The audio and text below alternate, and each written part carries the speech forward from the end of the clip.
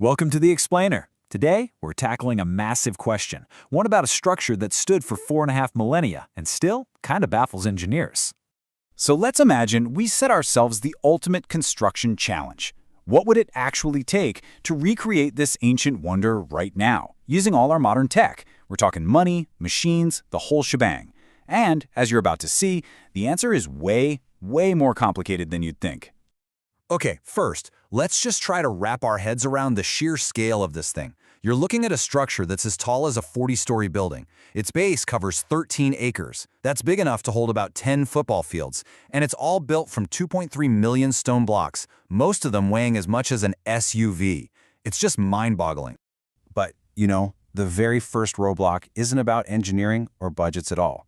It's about why. The Egyptians had this incredibly powerful motivation.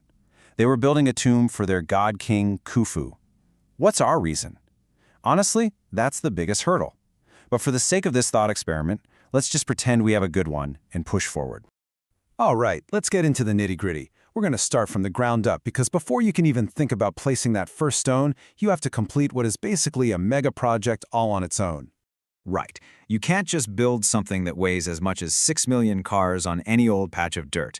The foundation has to be perfect.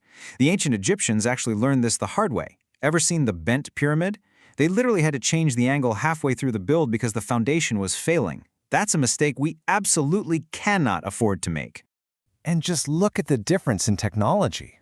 They had a brilliant method using water-filled trenches to get a level surface. We, on the other hand, would bring in laser-guided bulldozers to get that 13-acre base flat to within a single millimeter. Why so precise? Well, a tiny mistake at the bottom becomes a massive lead at the top. And unlike them, we can't just build on bedrock. Modern safety standards would demand a gigantic, 4-meter-thick slab of reinforced concrete. So what's the price tag just for all that prep work? A cool $550 million. Yeah, that's just for buying the land, doing the geological surveys, the laser leveling, and pouring that massive concrete foundation. So let's just let that sink in. We're about 3 years into this project, we're already $500 million in the hole, and we haven't placed a single stone yet. The real work is just about to begin. Okay, on to the next monumental task. We need to get our hands on and then cut 2.3 million blocks of stone. In total, we're talking a staggering 6 million tons. Now here's the problem. If we used a standard, modern stone-cutting factory, it would take 63 years to cut all those blocks. We want to get this done in 5. So what's the solution? Well, we'd have to create a quarrying operation unlike anything the world has ever seen. 250 industrial diamond wire saws, all running at the same time, 24/7, right at the source. And all those saws, they create a huge energy problem. To run them, we'd need 20 megawatts of power, continuously. To put that in perspective, that's more electricity than it takes to power a small city. And we'd need it around the clock for 5 years straight. We'd probably have to build a dedicated power plant just for our saws. And this is where the budget just explodes. The stone itself would cost over $1 billion. The custom cutting machines, another $25 million. And the electricity to run it all, a jaw-dropping $155 million. So just like that, our total cost is rocketing towards $2 billion. Okay, we've basically quarried an entire mountain of stone. Great. Now we have to move it. All 6 million tons of it has to travel 900 kilometers from the quarry all the way to our construction site. And this would be, and I'm not exaggerating, the biggest transportation job in human history. To hit our deadline, we'd need 132 truckloads of stone showing up at the site every single day for 5 years. That means having a constant, non-stop convoy of 500 heavy-duty trucks on the road at all times. And the cost for this massive, 5-year-long parade of trucks? When you add up fuel, drivers, and maintenance, you're looking at another $200 million. And that's not even counting road taxes. Our total is now comfortably over the $2 billion mark. So, the materials are finally on site.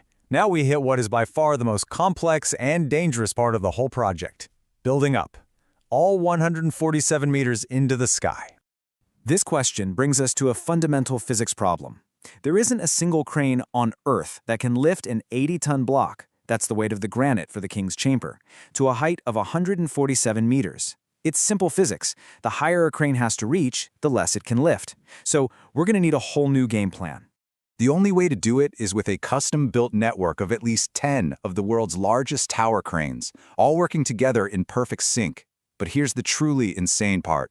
As the pyramid gets taller, the cranes themselves have to be taken apart and rebuilt on higher levels of the pyramid.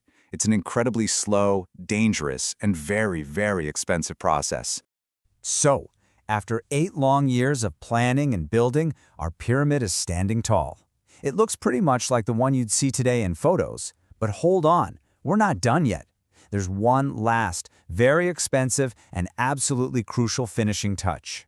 You see, the original Great Pyramid wasn't the sandy brown color we know today. It was a brilliant, gleaming white. It was covered in a smooth casing of polished Tura limestone that literally shined in the desert sun, and you could see it from miles and miles away.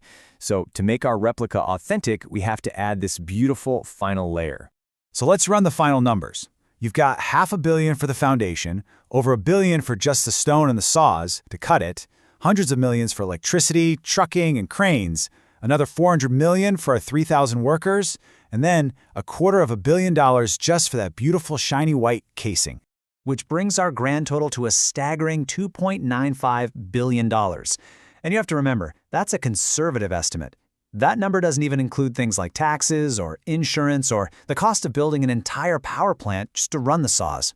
So could we rebuild the Great Pyramid today? The answer is yes, theoretically. But when you look at the practical and financial reality, it's just absurd. This whole exercise really brings home what the famous Egyptologist Zahi Hawass meant when he said this. The project wasn't just about building a monument. The very act of building it, the sheer organization, engineering, and resource management is what built the Egyptian state itself. And that really leaves us with one final big question to think about. I mean, we spend this kind of money today, right? We build giant sports stadiums, artificial islands, sprawling tech campuses. So if we as a global society decided to pour $3 billion into a single monument, what would it be? And more importantly, what would that choice say about us to the people who come along thousands of years from now?